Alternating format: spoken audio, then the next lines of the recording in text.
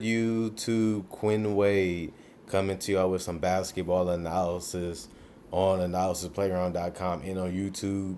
We're going to talk about the Denver Nuggets and the Indiana Pacers, who they beat tonight.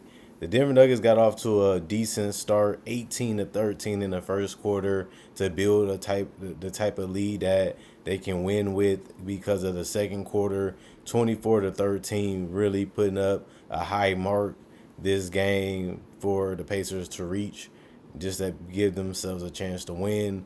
The Pacers ended up making a little bit of more effort, 26-17 in the third quarter, but ultimately the Denver Nuggets closed them out with a hot shooting fourth quarter, 27 points to 19. They win 86-71. The Pacers go 1-3 in summer league, and the Denver Nuggets tie that record. These teams are going to be eliminated, as it's still teams that was undefeated tonight, but they won't be by the end of the night. But their record be 3-1, and that means they have a better record than the Pacers and the Denver Nuggets anyway, regardless. And that's just how it goes. When you look at the Indiana Pacers, Tej Shawabi, 4 points and plus minus, two personal fouls, two turnovers, one assist, five rebounds, three of them was offensive, two or three from the field. He only played 13 minutes and didn't make that much of an impact or that much of a that much of a game that really decided anything or didn't really perform as well as they needed to. But he was okay in the minutes that he played because he was able to grab five rebounds and three of them was offensive. Furphy, he was able to play 29 minutes, and he ended up with 8 points, -6 and plus minus. He had four personal fouls, two turnovers. He also had two steals and two assists, five rebounds. One of them was offensive, one from the free throw line. He was a terrible 1 of 8 from three. He finished the game 3 of 12. You could tell by his 3-point shooting that if he couldn't do that, he wasn't gonna help this team that much tonight outside of rebounding, and he couldn't really score even on the perimeter, even in the paint. He couldn't even score even in the mid range tonight. Walker, he was able to finish 4 of 15, 2 of 5 from three, 3 of 4 from the free throw line. He also had 11 rebounds, which was a double double because he finished with 13 points. He also had two offensive rebounds out of those 11. He also had 6 assists, one steal, one block, four of them, four turnovers, one personal foul, -5 and plus minus. You don't really see games like this from a forward, but he was able to make a difference as much as he could, and he was able to switch it up.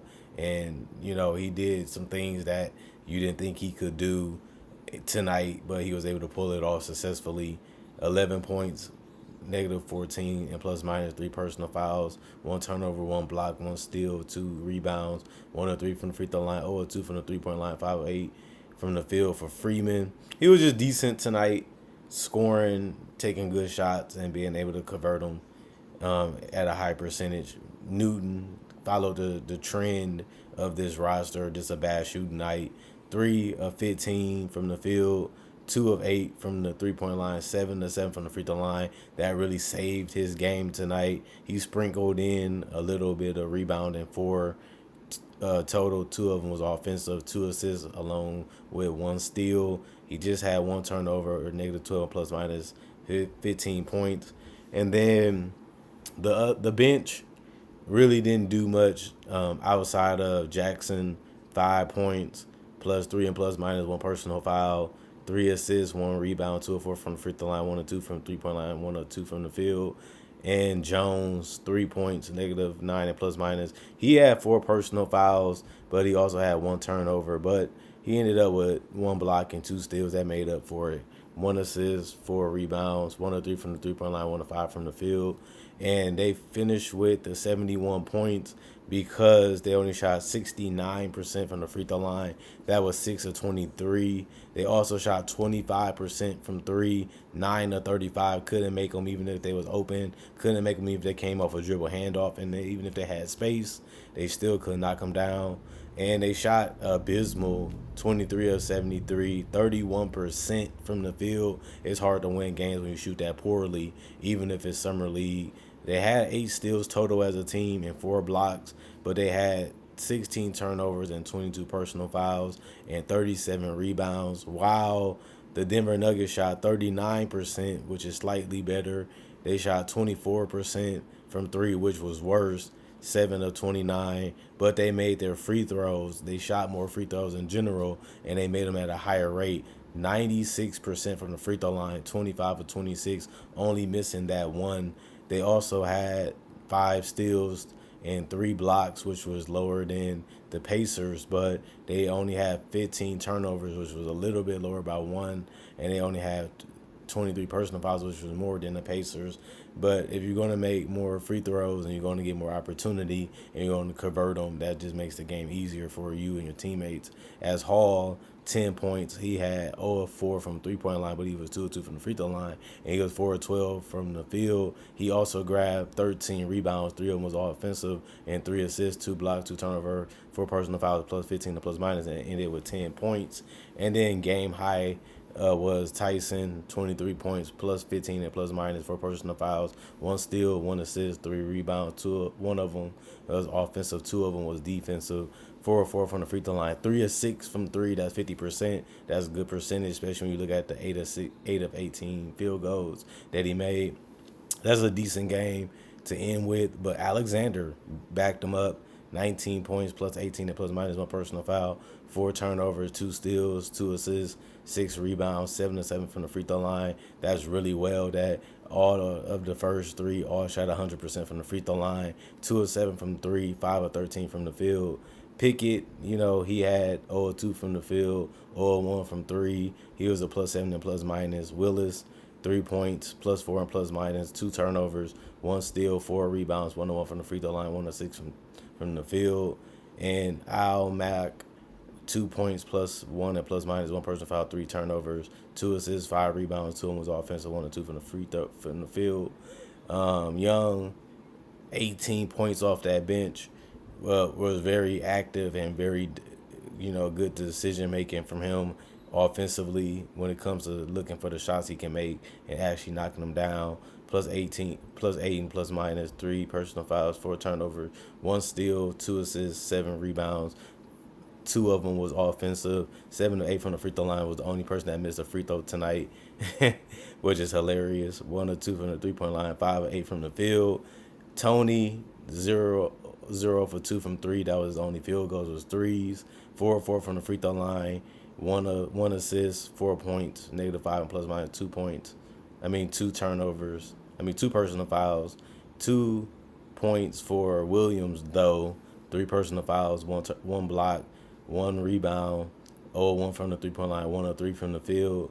And Matt Glothan, 5 points, plus 12 and plus minus, 5 personal fouls, but 6 rebounds. 2 of them was offensive, 1 or 2 from the 3-point line, 2 or 3 from the field. So they converted more points, got more opportunity because of their rebounds. That was a big difference. That was probably the biggest difference outside of the outside of the free throw shooting that helped them win this game. And they should be proud of themselves. They didn't come to Summer League and end winless. They come to Summer League, they went to compete. They had some tough defense by this particular team. And, Denver rose to the occasion. They didn't run from the problem. They didn't run from this team. They went out there, played hard, did the best that they could to win at least a game. And it just shows you things can turn around a little bit once you play the right way and get the right matchup or get the right team to go against.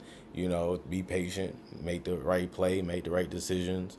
Try to knock down your threes if you can. They didn't really shoot well from 3, but be aggressive going to the line if you can't create, off the dribble. And you can find a way to use those free throws to your advantage as a team and convert them into baskets. That just slow, mucky basketball at its best. But they had the same opportunity. They just couldn't have the same result.